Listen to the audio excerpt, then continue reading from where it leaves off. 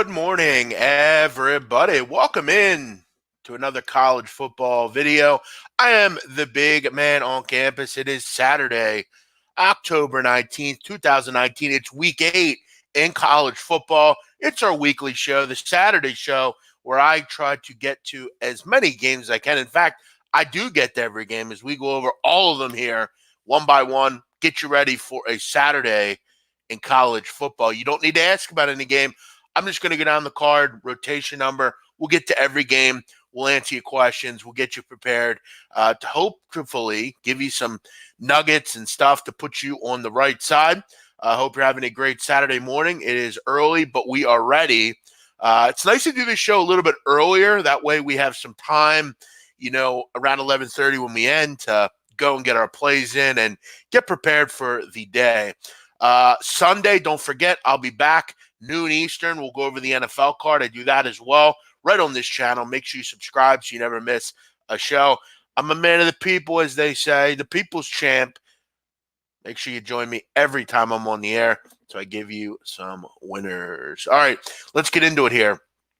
Before we do that, though, last night, another late night second half winner. You have to be following me on Twitter. Sometimes I get these situations where I have to pounce, and I've been getting them. The last couple weekends, I've been on these West Coast second halves, whether it's a side or total. They presented value, and last night was no different. UNLV Fresno over in the second half, 25.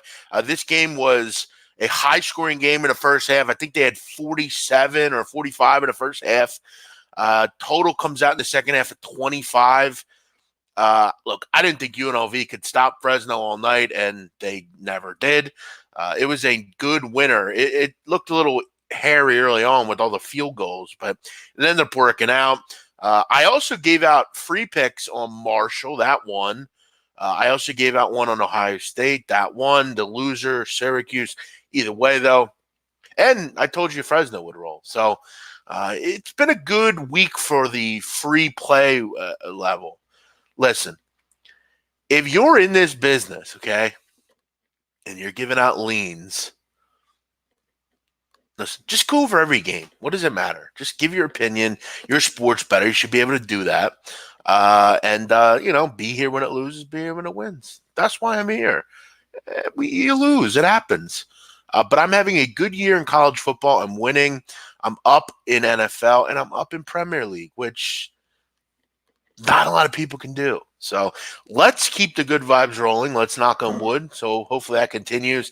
Let's get into the games here. I'm going to go right down the card. If you want to follow along, again, I'm not going in time order. I'm going in rotation number order. A rotation number is a little number to the left of the game. 317, 318, 319, 320. It's a great way to keep track of games, okay? These people that just, hey, what do you think of Duke? Well, I need to know what number it is. I don't know where that game is. I don't know when it starts. Rotation number is much easier. You know where the sequence starts and so on. So let's start up at the top. 317, 318. Duke headed on the road to take on Virginia. Virginia, 3.5-point favorites. Total is 45.5. I wouldn't be mad if you took Virginia here. I get the spot. I get why you'd back them here. I have some concerns, though. First of all, Duke, scrappy team, pretty good offense. I don't love their quarterback, though. I'm not a big Quentin Harris guy. I just never have been, never will be. To me, the ACC outside of Clemson has been the disappointing conference, the disappointment conference. But you look down this group of teams in this ACC and you say to yourself, is there a really good team here? I don't see it. I mean, outside of Clemson. Pittsburgh has their flaws. Virginia has flaws. Syracuse has been disappointing. Duke has been disappointing. Miami has been disappointing. Florida. This conference blows. And every game seems like it's close, so I get why you would take Duke here. Also, keep in mind, big loss for Virginia. Bryce Hall out for the season. Bryce Hall is probably their best defensive player. He's an NFL caliber defensive back. He is out for the year, so that's a big loss. Look, if this was 2.5, maybe I'd have interest in Virginia here to win by a field goal or more. But you're starting to have it go up to 3.5, and could touch 4 by 3:30. I just don't have much opinion on this game. If I had to bet it, I would gun to my head take Virginia just because I do like Perkins over whatever Virginia can throw at you, or whatever Duke can throw at you. But here's the key about Virginia, and this is why for me, I can't get involved with Virginia. They have arguably the worst offensive line in the country, the worst. And this is a conference where I'm telling you right now, if you're betting on this conference outside of Florida or outside of Clemson, understand this has to be one of the worst offensive line conferences in the country. They are really poor. Syracuse's is bad. Florida State's is bad. Virginia's is bad. Miami's is bad. This is a horrible conference for offensive lines. And you shouldn't be betting on the ACC because of that. You just shouldn't. You can't win games in college football with bad offensive and defensive lines. You're just not going to win games. You have to win battles in the trenches. If you can pass that test, you have a shot every week. If you could come in and say, you know what, even though we're playing the number one team in the country, we have a decent offensive line. We have a good offensive line. So it's your job to go out and identify those teams. Teams that have good offensive lines. I'll give you a couple. Boise. Air Force, Marshall, those teams, they have good offensive line. They're good in the trenches. Pittsburgh and get to the quarterback. And that was probably a miss by me and whoever liked or leaned Syracuse last night. The offensive line was the problem last night. And when the offensive line can't get going, the whole offense collapses. So if you're betting the ACC, understand that. And that's why for me in this game, I can't get Virginia. I can't bet them. Do they have the better quarterback? Yeah, but that's about it. It's a pass for me. I won't be on this game. No way, no how. Georgia Tech, Miami, 319, 320. Another game I won't be on. If I had to bet it, I think Georgia Tech is that inept, though. I have a hard time wondering how they score in this game. They love to run the football. That's one thing Miami does really well is stop the run. On that reason alone, I kind of like the under as well, but these two games are complete trash. You should not be betting on these two games. There are no angles to really exploit here, and these are bad for the most part outside of Virginia. These are two bad teams. Miami's underperformed all season, and Georgia Tech is shocking. They're in the bottom 4 or 5 in the Power 5. Clemson, Louisville. Louisville continues to play pretty well. Given the circumstances, that's what a coach can do for you. Scott Satterfield is just way better than Bobby Petrino. Clemson, I had a feeling last week they'd kind of finally figure it out, and they did. They were terrific last week and covered a big number against Florida State. Now you got to go on the road. You got to basically do something on the road that you were able to do last week. Because this is what you're hoping for. You're hoping for a similar game to last week. Louisville, I think they've shown, though, they can move the ball. I kind of like the over here. I don't really trust Louisville's defense. They're going to get beat up by Clemson. Clemson pretty much can beat anybody up they want. The whole quarterback situation is a concern. And if you noticed last week, Florida State just couldn't figure out that situation. But Trevor Lawrence just continues to have a very pedestrian season. He hasn't really needed to be great yet. And his Heisman Trophy odds have suffered. But, hey, look, the most important number on the stat sheet is what Clemson's record is, and it's 6-0 for anyone playing along at home. They'll win this game. But do I think if I'm going to say, does a team maybe cover or hang around against them, I think it could be Louisville at home. But again, another game that is ugly. Army, Georgia State. Army laying 4.5, total 55.5. And welcome into everyone out there checking out the show. Please retweet it on Twitter if you see it. Grow it. Let's get the show out to people that maybe don't know what's on and might enjoy it. We're going over every game here. We're only about 4 or 5 in so far. Army laying 4.5 at Georgia State. Sharps love Georgia State here. This is a sharp play if you're following that market. The smart bettors like Georgia State. I don't. One, if you consider me a smart bettor, I don't know. That could be questioned. I think I'm decent, but whatever. Uh, Listen, Army's struggling. Okay, Army has had some tough goes of it. They struggled last week against West Kentucky, and you look for what is the recipe to beat Army. Obviously, having the ability to stop the run and being able to have a good defensive line that could overpower a good offensive line. Here's the problem for Georgia State. West Kentucky has a really good defensive line. Okay, they know where to be. The linebackers are solid. Georgia State can't say that. Georgia State does not have a good defensive line. In fact, they are horrific against the run. That's where the difference in this game is going to be. Jeff Monken has really had to rally his team. I mean, they're 3-3 right now. There's really not much room for error anymore. You have some tough games coming up. You need games like this. You need to take care of business. This is a much different game for Army because when they're getting going with that triple option, they're tough to stop. Last week, they just couldn't get any cohesion and chemistry with it, and it struggled. This is a different matchup. Georgia State is not good defensively. Georgia State's offense could be interesting here. And for that reason, I kind of could see why you'd like an over here. I think Georgia State can move the ball. I don't think this is a vintage Army defense. Jay Bateman's gone, the defensive coordinator. They've been good. They haven't been great. And look, Georgia State can move the ball. Dan Ellington is a good quarterback. They have some playmakers on the outside. And this could turn into one of those Tulane type of games. For Army, though, they should cover. I think that's the best play here. I think they win this by a touchdown or more. I just don't think Georgia State's defensive line is very good. I think they'll get exploited all day.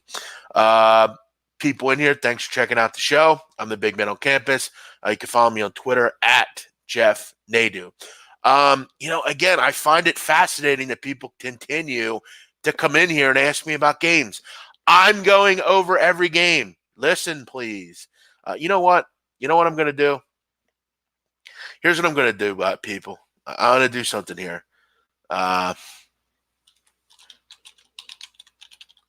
Here we go.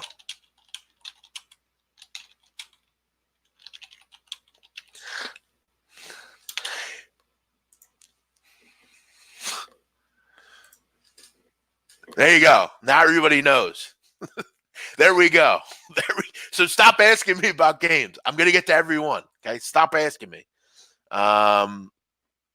Here we go. Next one, 325, 326. Buffalo and Akron. Akron is the worst team in the country. I don't think there's any question on that. Do I feel like Buffalo can go in there and put, 45 on a board and beat Akron? Yeah, I do. I think Kyle Ventrese has the ability to do so. I think a lot of people look at this game and I don't know if Buffalo is 17 points better than anybody, but Akron is that bad. Akron is, no question, the worst team in the country. No question. The second worst is UMass, but again, UMass even beat Akron by double digits. By the way, I mean, if you're UMass, or it's not UMass, if you're Akron, you fired Terry Bowden as your coach. Terry Bowden was your coach. Why? Like, why did you do that? I mean, at least Terry Bowden was like pushing you towards like bowl level football, and this guy, he was in over his head. And again, these are bad decisions you make as. And look, I'm not saying this guy's the total reason for, why they're bad, but, I don't know. I feel like maybe you should have kind of stuck with Bowden a little bit longer. He does have a little moxie, doesn't he? Indiana, Maryland. I don't have much in this game. I haven't really been involved much with Indiana. Looked good last week. Maryland is just free-falled. Without Josh Jackson, they've been a complete mess. And really, with Josh Jackson, they were kind of a mess as well. Defensively, they stink. Michael Penix is playing well for Indiana, but it's a road game. You feel like Maryland. But you know what the thing is about you feel like when these teams are opposed to get off the mat? Look, I've been waiting for Syracuse to get off the mat every game this season. Oh, this will be the game where they play well. This will be the game they play well. You're kind of waiting for Maryland. Oh, this is the game they play well at home. Well, you better get in gear because you don't have many opportunities left for wins if you're Maryland. Could this game be one of those games where they get off the mat? For whatever reason, I'm going to believe that they do. I'm going to believe that they hang around here at home, and I think they're a little undervalued here. But, again, not a game I'm betting. This is a very tough card this week. I want to make that clear.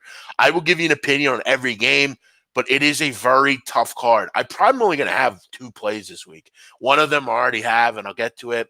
I'm going to add to the card as well, but this is a tough card. There's not a lot to really wet your whistle with. Houston, UConn. I would definitely keep abreast of what the situation is for Houston at quarterback. Clayton Tune, is the new quarterback after De'Ara King redshirted, he is a game-time decision for this one, and that would be a loss. Obviously, Tune has played pretty well. And, look, this is a bad UConn team. And at this number, you would probably say, well, I like Houston a lot here. But you don't like them as much if, Logan Holgerson's your quarterback. Now, keep in mind, Logan Holgerson is Dana Holgerson's son. He has played a little bit this year. He hasn't been totally bad. And I still feel like he can move the ball against UConn. So you're not going to have me much really betting UConn under. Like if they're under 30 points, I feel like I'm interested. Because they seem to make everybody good. Like it's amazing. Those UConns, Rutgers, those kind of teams, they're just unbelievably bad. It's crazy.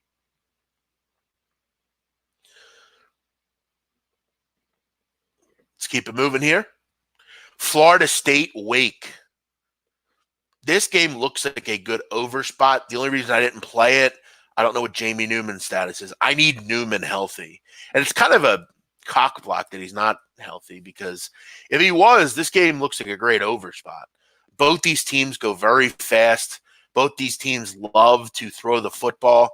Both of these teams have weapons, and both of these teams have bad defenses. Most notably, Wake. They give up over 60 points last week. Florida State has gotten regularly shredded. Got to do your due diligence here and see what Newman's status is. If Newman plays, I think this is the high-scoring game. Coastal Carolina, Georgia Southern. Always tough to prepare for Georgia Southern. They run a kind of a faster version of the triple option. It's a tough offense. They're actually a pretty solid team. Georgia Southern always very rugged. They're good defensively. This could be a slap in the mouth to Coastal Carolina, who's very goes real quick, likes offense, doesn't play a lot of defense. They could run into a brick wall here going down to Statesboro. Georgia Southern, always tough, always well coached. Really, outside of that Tyson Summers regime, they've been a well-coached football team. I lean Georgia Southern here. I think Coastal Carolina hits a brick wall here. Central Michigan, Bowling Green. Bowling Green, another bad football team. But again, I don't have a lot of belief in Central Michigan. Keep in mind, though, with Central Michigan, I feel like they're on the up and up. I mean, they do have a coach in Jim McElwain that has been at big programs. He does know how to win. And look at this team quietly, 4-3. And we look at what Central Michigan's been able to do. You beat Albany, whatever. You lose to Wisconsin big, but everybody loses to them big. You beat Akron. You hang with Miami. I mean, you're right in that game to the end. You beat Eastern Michigan. You beat New Mexico. I mean, they're doing what they have to do, Central Michigan. They're taking care of bad teams, which is exciting. One thing about Central Michigan that you have to really respect is they have a great run game. Kobe Lewis, Jonathan Ward are really good. And the goal is just give them the ball and let them do the thing. You're Dormady, don't make any mistakes. I feel like Central Michigan has been answering the call as big favorites. They did last week. I don't see any reason why they can't this week. This Bowling Green team is terrible. They're another team you probably throw into that bottom 5 in the country. How they have 2 wins, I'll never know. Let's look at who they beat. Morgan State. I mean, me and Ted listeners could probably beat Morgan State. And they beat who else did they beat? They beat Wait, who's the second win that Bowling Green has? It says they have 2 wins. Oh, they beat Toledo. Oh, that's right. Oh, whoops. How could I forget? They beat Toledo last week. Why do we know about that game? Why is that game so important? Oh, that's right. Somebody laid 13 burgers on Toledo last week. I forgot about that. Stupid me. How could I forget? That's right. You hate to see it. So, yeah. How about that? Bowling Green is that bad. They still win by 20 against Toledo. Jesus. But yeah, Central Michigan coming back here. That's kind of a big win for Bowling Green. That's kind of a big win, winning by 13 or whatever they won by. Now you got to come back here. You got to kind of go get past it. It's a tough game. I mean, Central Michigan's a good team. They're starting to show they're a good team, and this is a game where if you can get this done here, you're one game from bowl eligibility. And for me, if I'm Central Michigan, you got to leave no doubt here. You're probably not going to win next week, but then you'll win Akron. You're going to a bowl game. So that's the goal, I think, if you're CMU. You got to keep the train moving today. CMU's starting to look like a pretty solid bet here. Really solid bet here. As far as the games we've discussed so far, probably my favorite bet. This is probably my favorite so far. Make sure you're here, end of the show. Give you a free pick winner. But listen, I don't really do that on this show. I just give you my favorite on every game. Whatever you decide to do is your own business. Obviously, I'm putting myself out there in every game here. East Carolina, Central Florida. I always have a soft spot for ECU. I do their pregame show, their football pregame show. I go on and talk sports betting, and I have a good relationship with their people down there. They're good fans. They deserve a good product. This is a tough spot. UCF, though, this is not a great UCF team. They're good, not great. I feel like if you're ECU here, if it gets to 35, maybe you have some interest. Holton Ahlers is a competent quarterback, and I don't put ECU down with, like Connecticut and like those kind of teams. I think ECU is competent, but they've been playing a lot of patsies recently. But this is not a good UCF team, and ECU could get a little momentum, especially if they're playing well early. I'd need 35 if I bet this game. Tulsa, Cincinnati, not much on this game. Tulsa, I think when you get, kind of some separation from Tulsa, I feel like they lose some interest. I think they totally lost interest last week, and I'm glad they did because I had Navy. Navy just kind of boat raced them. I have a feeling Cincinnati could do the same thing. Cincinnati is just a rugged, tough football team. It's one of the reasons I picked them to win the American this year at 6-1. I just think they're a good football team. They had a great little kind of half a bye week. They beat UCF and have been off ever since. It's a great kind of rejuvenator. They should be able to handle Tulsa here. Tulsa is, I think, when the rubber meets the road and they start to struggle, they kind of put their head down and quit. I like Cincinnati. They are physical and tough, and they take a lot out of you. NC State, BC. No Anthony Brown today for Boston College, and that's kind of a big loss. I mean, whenever you have a quarterback like Brown, look, is he the best player on the field? No, but he's a pretty good game manager. He finds ways to just kind of take care of the football and give the ball to A.J. Dillon. The problem today is you kind of know what they're going to do. They're going to try to give the ball to A.J. Dillon. This is not a great defensive team, NC State. They obviously have gotten gutted with graduation, but you just kind of hope they can do enough. They did pretty well against Syracuse last week defensively. They're starting to kind of find themselves a little bit on that side of the football field. They've held teams under 25 in 2 of the last 3. I don't expect a ton out of BC today, but hey, A.J. Dillon's a good player. Maybe he can get going a little bit. If I had to play this game, I'm leaning NC State, but again, I hate the ACC. I'm being honest, I cannot remember. Actually, you know what? The only ACC game I've bet, I think in the last calendar year in football was I bet Boston College this year against Rutgers, and they covered. They were 8-point favorites, and they covered. I look back now on that game and think, wow, that was pretty easy.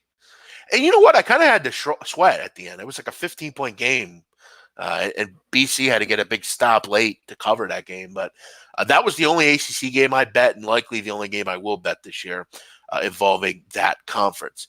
Are we done with ACC? I hope so, because I hate this conference. 343, 344, Iowa hosting Purdue.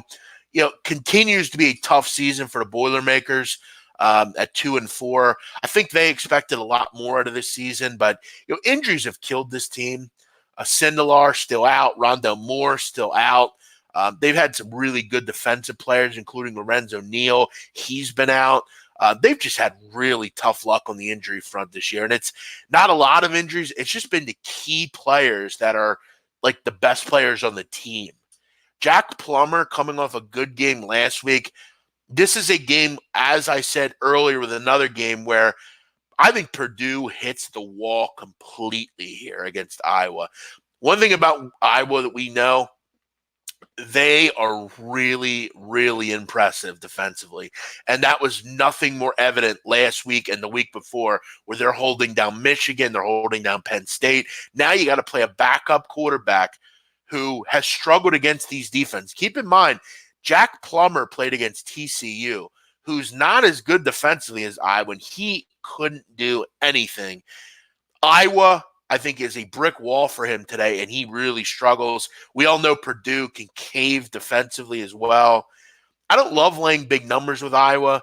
This might be a good spot to do it in, though. Maybe a 31-9 type of game, something like that. I have no real belief that Purdue can move the ball against Iowa. It kind of reminds you kind of as a mini Northwestern Ohio State game, kind of like that. Purdue is going the opposite way. Iowa going the opposite way up. So keep your eye on that one. 345, 346, Ohio and Kent State. I considered Ohio, but with them, they just seem to always play close games. They make everything difficult.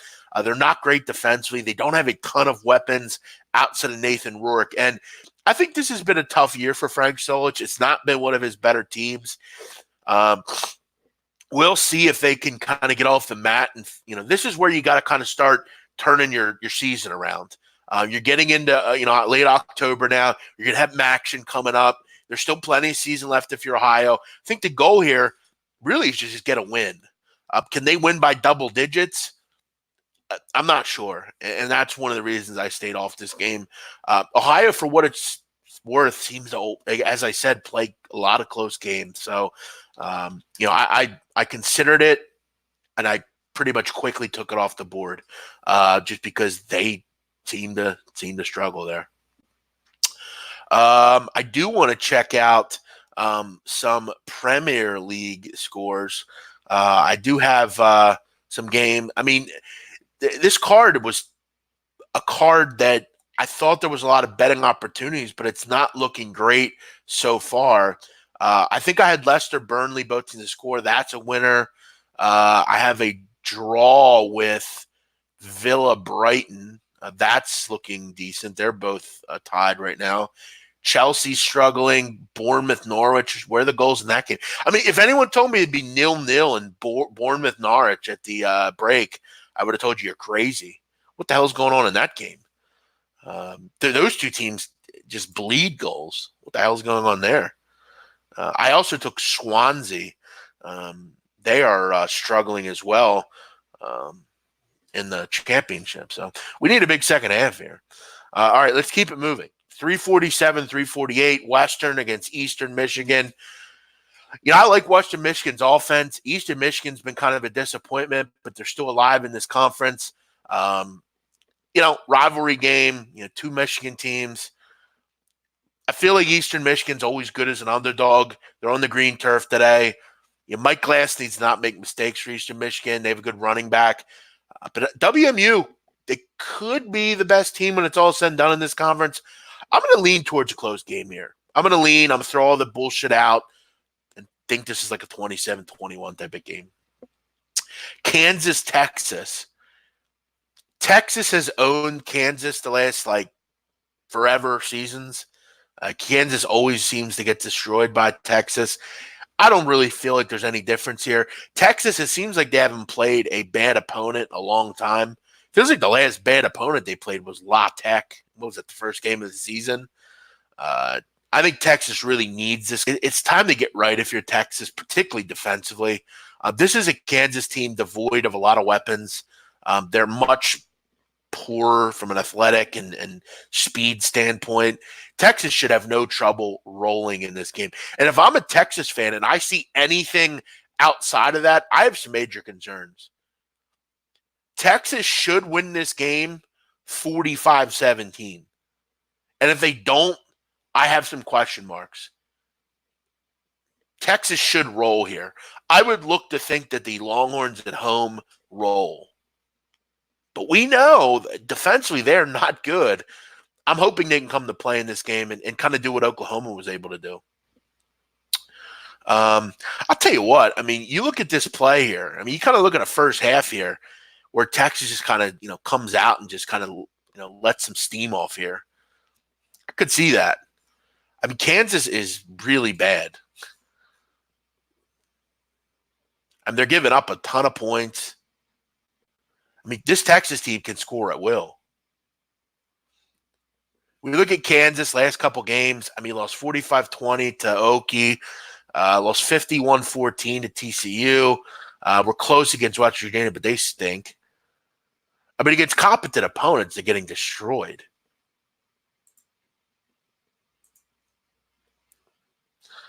Texas, I think, let some steam off in this game. Wisconsin, Illinois.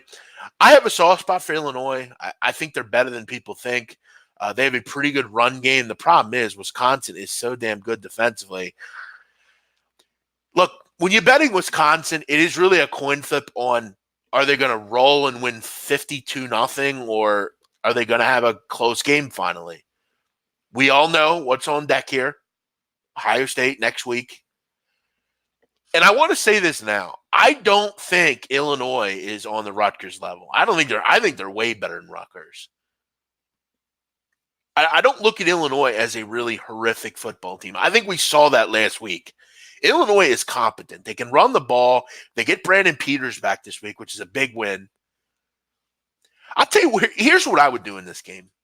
I would take the over. Because I think Wisconsin will score at will. I don't think they'll have any trouble scoring the football.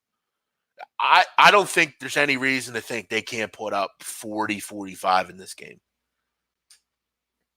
I think Illinois can find the scoreboard. I think they put up 10. I think this is 45, 14 or, 41-14, something like that.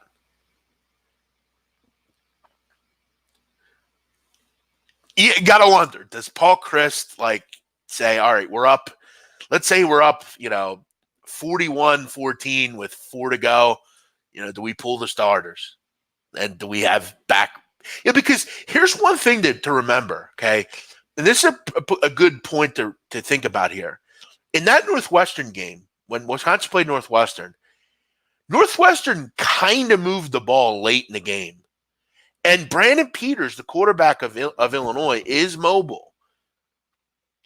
I'm going to lean over the total, 51.5. I think this game is 41-14, 45-10, something like that. Nevada, Utah State. I don't have much opinion on this game. Nevada's been really disappointing. But they have a running back named Toa Tua. He's a really good player. He's a bruising running back. Kind of reminds you of, kind of a big tank. I mean, he's a good running back. I don't think Utah State is 21. This is not a Matt Wells-led Utah State team. But Nevada has had disappointing games this season. Gun to my head, I'd take the 3 touchdowns, but not a game I'll be involved with late night. Boise, Brigham Young. This is an interesting game here. Boise laying 7, total 44.5. BYU, we need to see what the status is of their quarterback, Jaron Hall. And if you're looking at BYU and saying, why does it seem like they start a different quarterback every week because they kind of do. Since 2010, Brigham Young has started 10 different quarterbacks, and today could be the 11th. That's wild for BYU. They're a team that has like a quarterback for like 4 straight years, and they might have 4 in the course of 10 or 12 years. They have 11. And if Baylor Romney starts today, that will be the 11th quarterback they've started in 9 seasons. They've not been good in the red zone. In fact, they've been downright abysmal. Their quarterback play continues to be bad.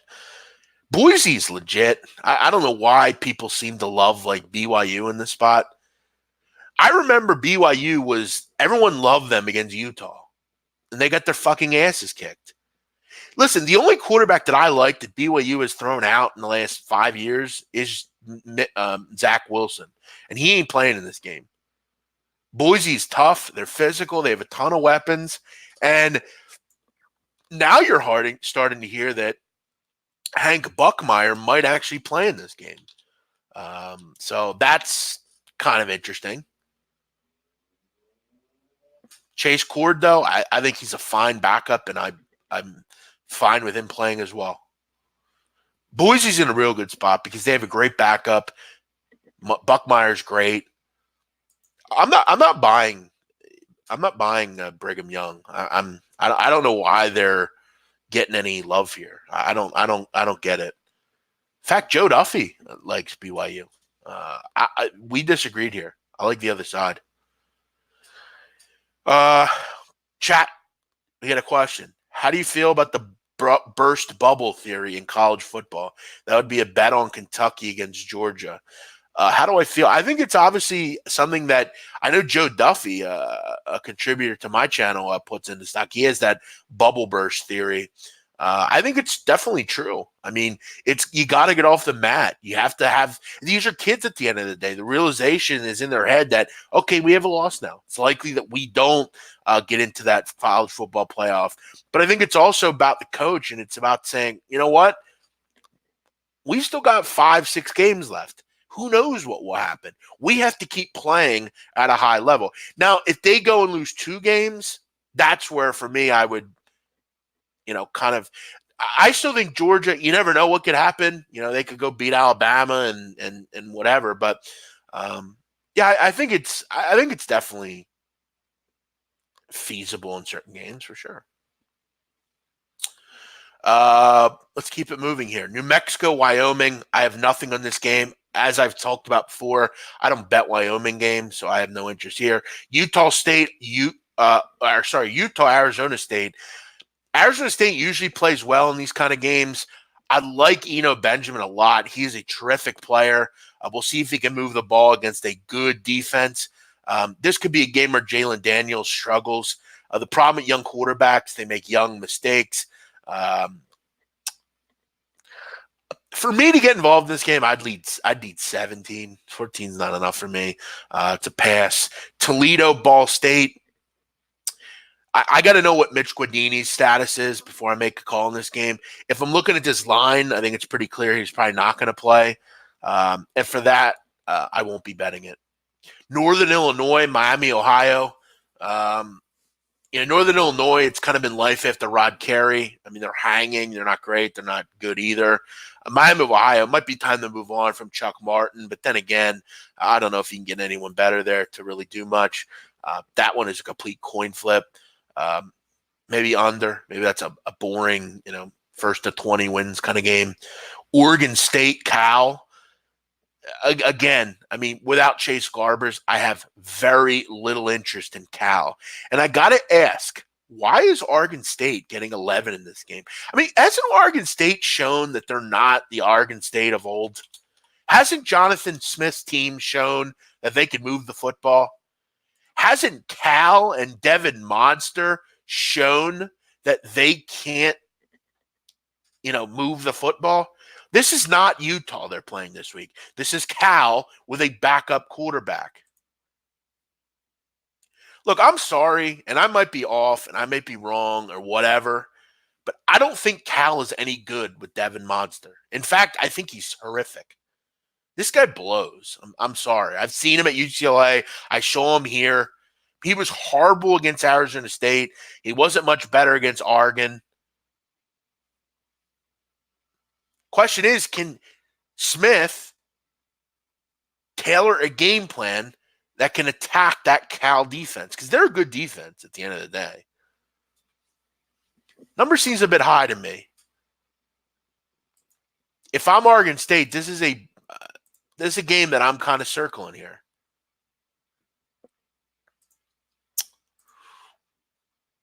Oregon, Washington.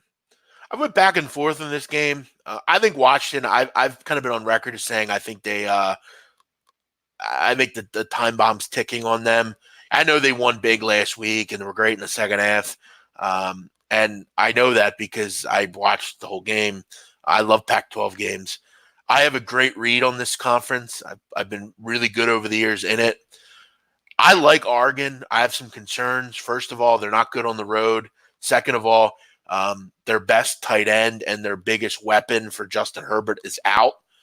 I've seen Justin Herbert in big games wallow and not play well. But then again, I look at Washington and I say, well, is there anything I like that this team does better than Oregon? And I don't really know that there is any. I think Oregon's defense is legitimate. I think they've shown that really all season. And I have concerns about Washington's. I saw Stanford move the ball up and down. I mean, even last week I saw Arizona move the ball. And Oregon has been very good in the past against Washington. If I had to bet this, I'd bet Oregon. But I would remember, there are concerns with Oregon. They're not a runaway train here. Also, the weather up in Seattle, as usual, not particularly good. I know the weather's about to clear, late in the day, but this game's at 3:30. That means, it's going to be raining. This is going to be a wet football game. So there are some pauses with Oregon. I like them. I don't love them. Arizona, USC. For whatever reason, Arizona struggles in the second half of games, particularly last week. They were boat raced in the first half. In the second half against Washington. I don't have much on this. I think they're a tough team to really gauge. USC, backup, third-string quarterbacks. They're still finding ways to kind of hang in games, though. This is one Pac-12 game I have very little opinion on. Colorado, Washington State. Another game where rain and wind are going to be a major issue. Go up to Pullman and look at the weather report. It's not good up there. And you have a high total in this game. Listen, if it was great weather, this game would fly over 68. The problem is you're going to have different conditions.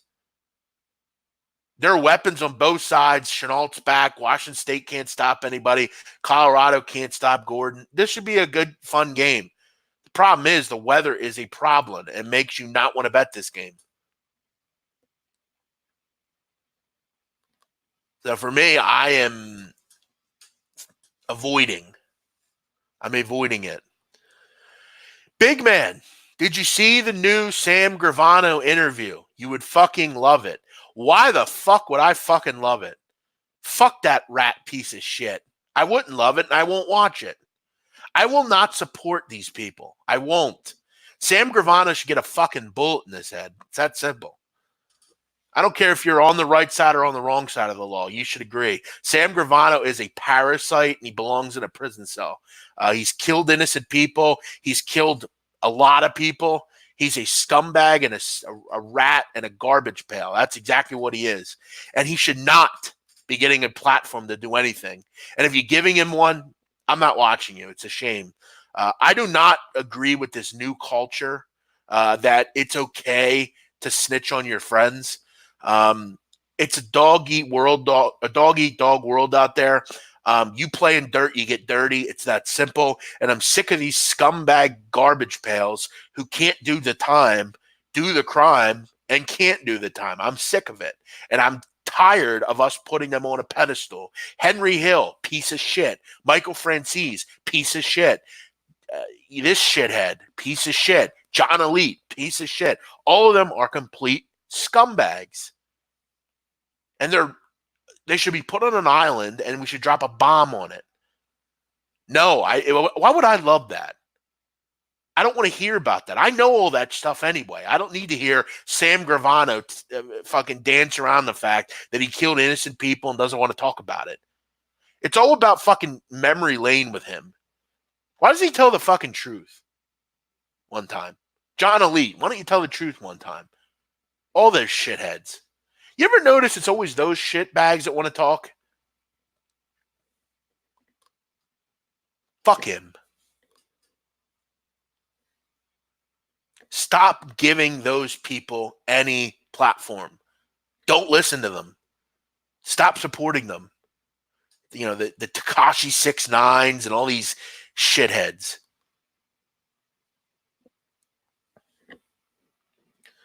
Let's keep it moving here. 373, 374. Florida heading on the road to take on South Carolina. This one is dropping like,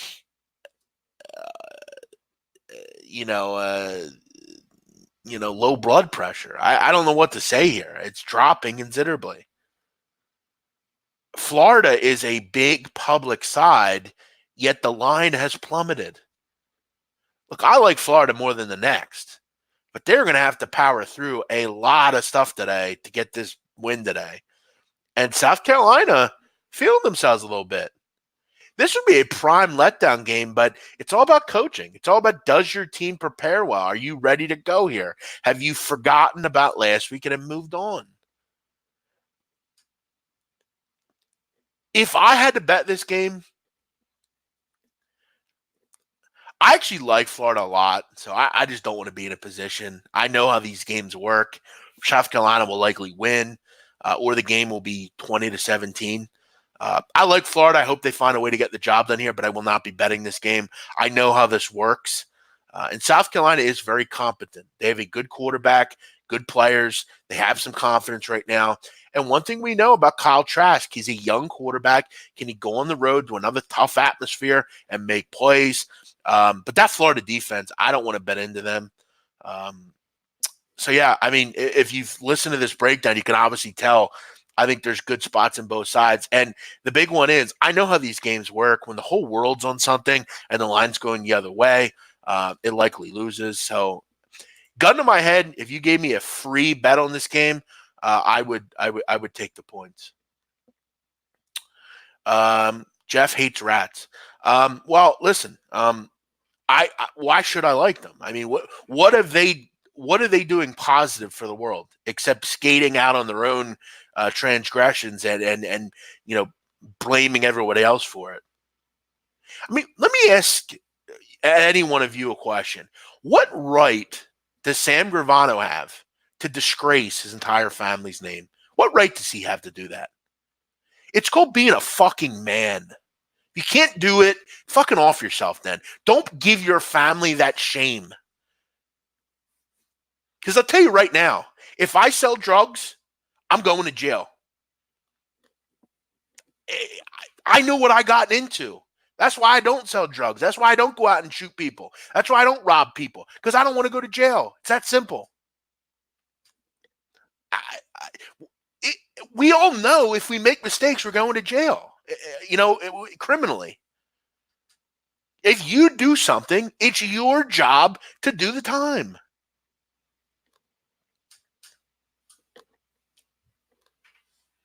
Let's keep it moving here, because I'll keep going on tangents. Kentucky, Georgia, we just talked about this game. Is that a bubble burst effect alive and well? I don't think Kentucky's very good. Georgia could take some frustration out today. I don't have much on this game. TCU, Kansas State. TCU's been up and down. I think they win this game. I think they keep it going here. I think they move to 4-2. K-State's building something in Manhattan. It's not near ready yet, though. TCU's got a good defense, a pretty good offense, good quarterback. I think Gary Patterson will have something here. I think they get the job done and cover. LSU, Mississippi State. I'm not stepping in front of LSU. In fact, I'm going to tell you should bet LSU here. Mississippi State blows. They stink. Defensively, they're horrible. There's no defense that got gutted more than Mississippi State last year. They lost everybody. I like LSU. I think they pound Mississippi State here. Like their team total as well. I could see them putting up 50. Tennessee, Alabama. I had the hiccups. I get no opinion here. Who knows what Alabama will do in big games like this. You guys know how I feel about Tennessee, so lean Bama. If I had to play it, I'd take Bama, but I won't be betting it. Southern Miss, La Tech, like the over here a lot. Southern Miss, Jack Abraham's terrific, completes a lot of passes. They're a fast offense. They love to go quick. They will move the ball against a bad La Tech defense. I don't think La Tech has any trouble moving the ball either. I was real surprised with this number. I don't get why it's only 58. Could be trappy, but both these offenses love to throw the ball. They're both top 35 in passing offense. Neither defense, I think, can stop each other. And Southern Miss is going to go real fast. They have a ton of playmakers. This should be a fun game, real fun game. Weather shouldn't be a concern here. In fact, I believe La Tech plays in a dome, so there won't be any issues. Is Rust in a dome? I want to look that up. I want to say it is. I might be wrong, but okay, they play in Joe Eilert Stadium. I want to see here. Okay, no, it is. It's not a dome. Okay, it's outside. Let's look up the weather here in Ruston. Why do I have a feeling the weather's not good in Ruston? I feel like that's why the weather. Okay, no, it's fine. 64, limited wind. Weather's fine. Yeah, I don't. I didn't understand this number when I saw it earlier this week, and I really still don't understand it. So I'm going over 58. And this might be on my card actually. Old Dominion UAB. I don't buy UAB. I don't. I have no interest in betting UAB without Spencer Brown. He's their best player. He's what makes them go. And without him, that means their quarterbacks have to throw the football, and that's not good news because their quarterbacks aren't good. Old Dominion, they try. I mean, they're not a good team. Bobby Wilder struggled with them this year. I lean UAB, but I wouldn't be. I wouldn't be running to the window to bet on them. I think they're a team that will struggle without Brown. It's amazing, guys, that I still have people in this chat asking me about games. Guys, look at the fucking screen. What does the screen say? What does the screen say? The show where we go over every NCAA football game. Yet I still have people in here asking me about games. Stop clogging up the chat with asking about games. Russ B's in here.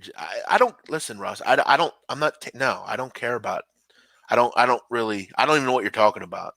Russ B's in here talking about Ludogorets. We're talking football here. Let's talk football. West Virginia, Oklahoma.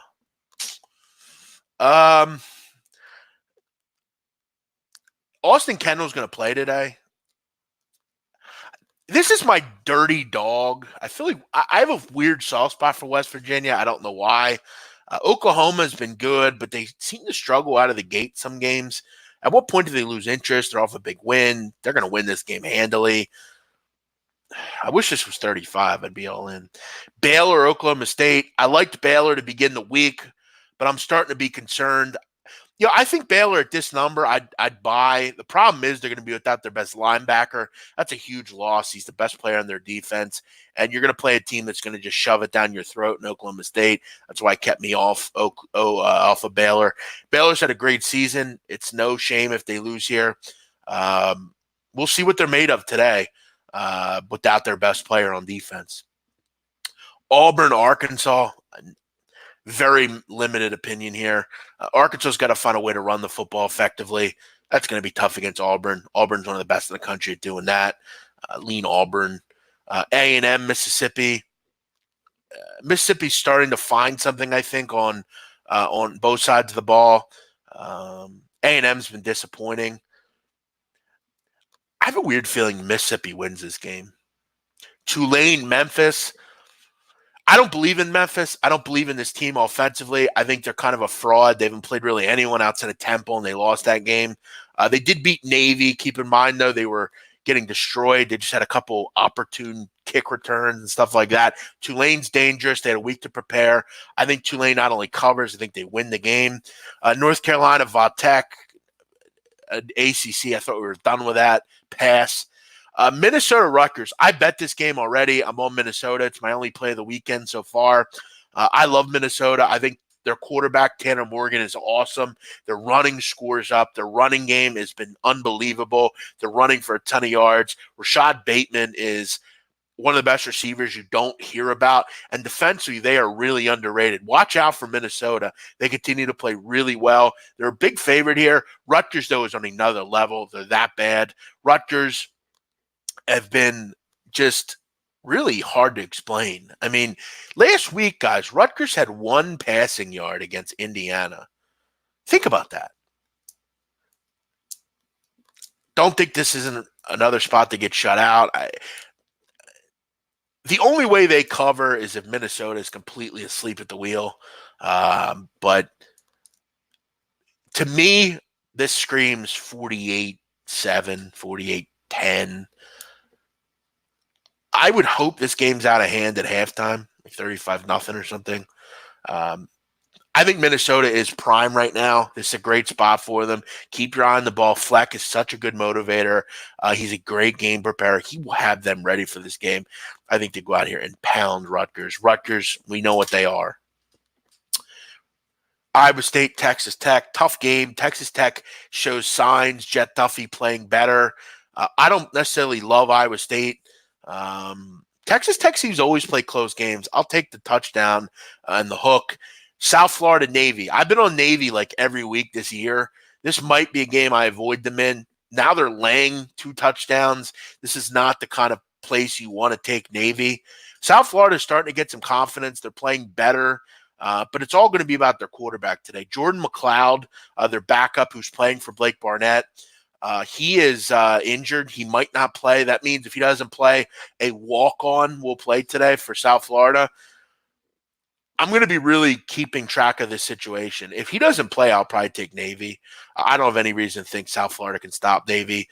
But I feel like with McLeod in there, I think they have a shot. I'm going to be looking at the injury report here. UL Monroe, App State. I considered App State here. UL Monroe is terrible defensively, but App State has some running back injuries. They're off a big win. Is the focus there? They should win by 3 touchdowns. UL Monroe is that bad defensive, but UL Monroe is also a team that could bomb away. They're never out of the game. So I pulled back the reins on this one. I still would take App State, though, if you made me bet it. Missouri, Vandy. Vandy is all awful, horrible, horror, awful, whatever you want to call them. Disgusting, terrible, laughable, pathetic. Missouri should cruise here. Missouri's playing well, 5-1. Kelly Bryant leading that offense right now, charging down the stretch. Vandy stinks. Derek Mason's out soon. San Diego State, San Jose. This should be an ugly game. I think it's probably first of 20 wins. The quarterback play for San Diego State continues to be poor. Can they lean on Juwan Washington? San Jose's been surprising, actually. Brett Brennan has done a great job out there with that team, with that talent. San Jose could be live here. I think this is kind of their Super Bowl. I think they're ready for this game. This is the best team outside of Boise in this conference. San Jose, they've dirtied up the waters. And I don't know if San Diego State, can they even score 7.5 points? Charlotte, Western Kentucky. Charlotte is one of the worst defensive teams I've seen at the FBS level. They're absolutely laughable on that side of the ball. Western Kentucky's not going to really rock your socks. Can Charlotte move the ball against a good defense? Toss up for me. I lean WKU just because Charlotte is so inept defensively. Middle Tennessee, North Texas. Another team that's scrappy, Middle Tennessee, but North Texas too strong. Mason Fine. They should be able to home to take care of business and win by double digits here. North Texas, disappointing season, but they played a lot of good competition. There's a reason this line's 7.5 for 2-2-4 teams. North Texas has the best quarterback. That's why. Rice, UTSA. I think Rice is trending in the right direction. I'm not really sure why, though, they're a favorite on the road. Um, Keep in mind, Rice has no wins, and they're a 5-point favorite here. Don't really get that. I think UTSA, for what it's worth, they are at home. They have a good fan base down in San Antonio for whatever reason. People watch them. Uh, I like Rice, but I'm not looking to lay points with them. I'd lean at UTSA here. Temple SMU, a number that continues to get out of hand, and I don't really know why. The whole world seems to like Temple, yet the line's going the other way. Does Temple just kind of fall flat in their face on the road here? Off a big win. We saw them do it against Buffalo. They won a good big game against Maryland. Then they go on the road and lose a head scratcher to Buffalo. My concern for Temple is that happens here, and they're not ready to deal with Shane Buechele. Let's be real with ourselves here. This SMU team's legit. I think them and Cincinnati are the two best teams in the AAC. Navy's right there as well. I think Temple's good. I don't know if they're great. This is a concerning situation, and the line doesn't give me much. Look, I think Temple can match up really well, but I'm not going to bet it. I think there's reasons to take both sides. It's kind of like Florida, South Carolina. I like both dogs, so it's hard for me to really see it. I think when the line thing happens, you obviously have to take it, be abreast of what's going on with the line and why it doesn't make any sense. But I think it's also has to make sense. And I don't know that I can bring myself to bet SMU in this spot. If I had to play it, I would take the points and pray. I think Temple's good enough to hang around, and I think they can win this game. So I would definitely always take the points in this spot. UTEP, FIU. I mean, FIU's been disappointing. UTEP is really bad, though. FIU should be able to name where they want to score in this game. They're a good offense. Should roll. Michigan, Penn State. I know this is the game of the day for a lot of people. Is it the game of the day for me? Yeah, because I hate both these teams. Either one, whoever wins, I can laugh at the loser. So who do I think will win, though, from a perspective of a gambling perspective? I mean, I know what Michigan is in these kind of games. I just do.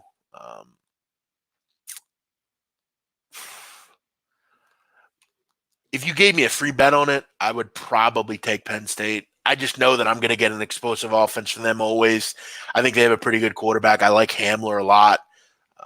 I just don't think Michigan's real good. I think defensively they have a lot of holes on that defensive line. If those open up, Penn State could run all over them. And we know they're at home. It seems like Penn State plays every game at home, doesn't it? I mean, every fucking game's at Lion Stadium, it seems like. It's crazy. But yeah, if I had to bet it, and then you're not going to make a lot of money betting on these games. I hate to tell anyone that's new to this business, you're not going to make a lot of money betting on these marquee matchups. You got to look elsewhere. But Michigan was fucking destroyed on the ground against Wisconsin. Penn State could do the same thing, and they're at home here. So at this number, I feel like it's time to start maybe buying on the Nittany. We got to look into the Nittany Lions. They play every game at home. It's fucking wild. Air Force, Hawaii. Two teams I know pretty well. Hawaii, back on the mainland, we know they can throw the football. Air Force are susceptible to the pass. They don't play a lot of teams like Hawaii. Hawaii will move the ball. Hawaii can move the ball against anybody. They have a great group of receivers. Cole McDonald's a great player. And on the island, they play well. The problem here is, though, they can't exploit that island game weird, we got a tough because this is one of the toughest travel spots in the country, traveling to Hawaii. The problem, though, is Air Force, they're always prepared for games like this. You can't really ever sneak up on the Falcons. For me, though, I'm going to go over the total. I think this game is a fun one. Hawaii can't stop anybody. Air Force should have the ability to move the ball at will in this game. And, in fact, probably cover. One thing about Air Force I love, and one thing I'll continue to say, we got a lot of people in here. If you are betting into bad offensive lines and defensive lines, you will lose. It's that simple. The trenches is where you win in college football, and there are very few teams that are better in the trenches than Air Force. They're really good on the offensive line. They just destroy people.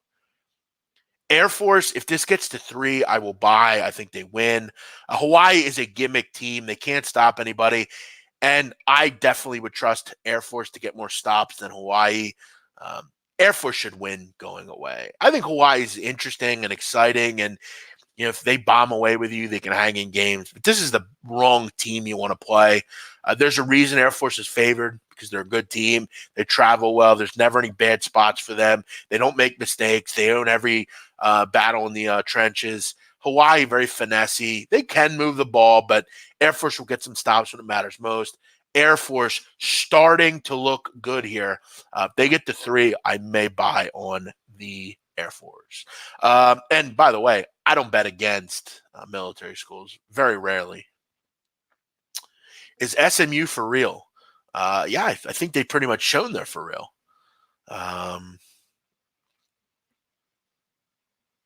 Hawaii Air Force is O versus Doug Levin. It wouldn't hurt you if you took that. Do you use a certain site that shows injury reports? No, I just I looked through Twitter and try to find beat writers. Jeff, you look like John Goodwin from Roseanne. Okay. Let's see who John Goodwin is. Who's John Goodwin? You mean John Goodman? I think you meant John Goodman. You mean John Goodman? Yeah, I've heard that before, actually. Maybe when I get older. Yeah, I mean, I've heard that before. Obviously, I'm not as old as John Goodman, but I've heard that. All right, there you go. Every game in about an hour. You're not going to find anyone else that does that for you. Let's go back through it. I'll give you a couple plays that I'm looking at. I definitely like Air Force. I'm going to see if that line goes to 3. If it does, I probably will bet Air Force. The only game that I bet on that is a full unit play for me is Minnesota. They're the only game I bet, minus 28. I have my eye on Southern Miss La Tech over. But this is a tough card. It really is. I've said that before. I think sometimes the best bets are not making them. This is a long season, college football. I'm a pretty selective guy as it is. If you're betting a ton of games, you're not going to win. It's very difficult. But here are the games I have my eye on, and I'm considering Army, Air Force, La Tech over. Right now, though, the only game I'm on so far is Minnesota. You all have a great day. Thank you for joining me. I appreciate it. Hope you enjoyed the content. If you're new around here, do me a favor, hit that subscribe button so you never miss it. What we do here is free picks. We go over the card in the NFL. We go over the card in college football. Basketball coming up. We're going to have NBA as well, Ski Profit, and college basketball. I'm going to tell you all now, I'm going to have a website. I'm going to have my best content behind the website. However, though, I will do a free show every day where I'll put out some spots to take a look at in college basketball. I'll be there for questions. Look, I got to make money somehow. My website is coming. Make sure you join me on that. Give back, support me, support what I'm doing. And you're going to get great info. So keep abreast of that. Tomorrow, I'll be here at noon.